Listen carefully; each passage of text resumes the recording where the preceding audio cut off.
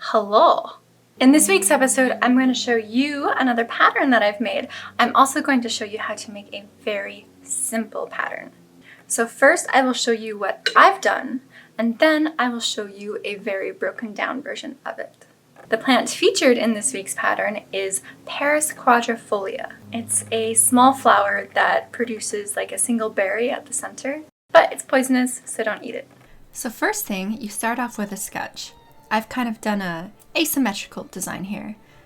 And then what I'm doing is that middle part, it's not quite symmetrical.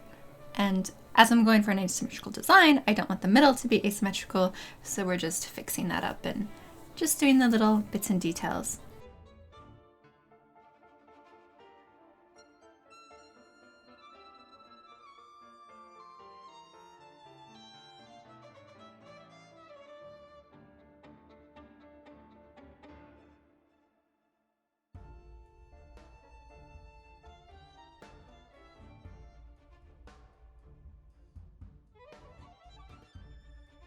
All right, so this is the part where it starts to get fun. I'm making an actual pattern out of it, just like this. And when I zoom in on it, I can kind of tell what I think is working and not working because I can see it repeated. And what I've decided is the empty space is too empty. So what I'm gonna do is first I'm gonna fix a couple things that I found bothered me, like this little part of the flower here and there. But what I'm going to do is I'm going to offset the canvas. And when you offset it, it basically pushes it to the corners like this.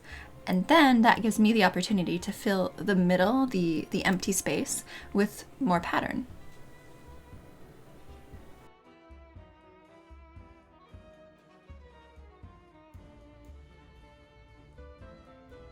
So these blue flowers that you see me using the lasso tool on here, these were not in the original plan, but by making them look like the flowers already in the composition, it makes it look totally natural, just like it was always meant to be there.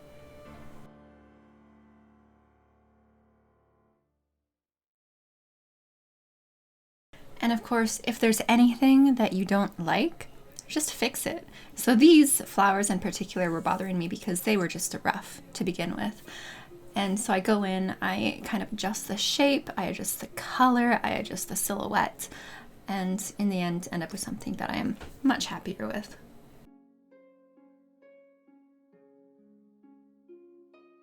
Something else I'm going to do is I'm going to go in and I'm going to clean up the edges, and I'm going to just make it more appealing as a repeated pattern.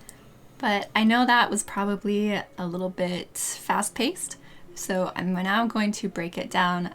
I'm going to make it easier to understand.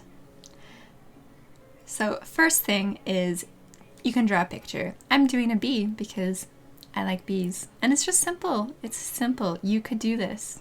Anyone could do this. Put it in the middle or wherever you want it on your canvas, and then just keep on doodling. I'm adding some hearts, which could be flowers, and then I'm also going to do like a few more bees kind of to the side, in the corners, and then I'm going to do like little dotted lines showing that they're buzzing around, doing bee things.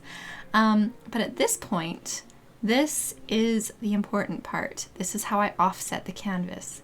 First, I'm going to copy and paste it so it's like merged and a whole layer to itself. And then I'm going to go to Effects, Offset. And my canvas is 1000 by 1000 pixels, so I'm going to do half that. I'm going to type in 500 by 500, and then it pushes that all to the side. And when it pushes that all to the side, it shows you what that empty space is going to be like in the middle of the repeated pattern. So I take advantage of this and I draw some more bees. Some more hearts. I choose not to do the little dotted lines because, I mean, too much of a good thing, you know?